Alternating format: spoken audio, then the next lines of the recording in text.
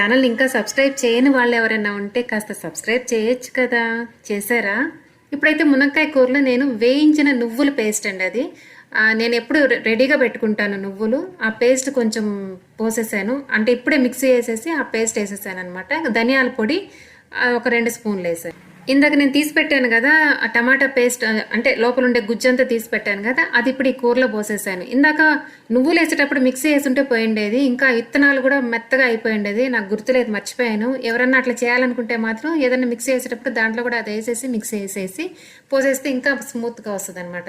మనం గ్రేవీ కూరలు అంటే చాలా వరకు ఏం చేస్తామంటే కొబ్బరి పేస్ట్ వేస్తాం, కానీ ఈసారి నుంచి మీరు కొబ్బరి పేస్ట్ బదులు నువ్వుల పేస్ట్ వేసి చూడండి, చాలా టేస్ట్ వస్తుంది, మంచి ఫ్లేవర్ వస్తుంది. అన్నిటికన్నా ఇంపార్టెంట్ ఏంటంటే నువ్వుల్లో కాల్షియం ఉంటుందండి.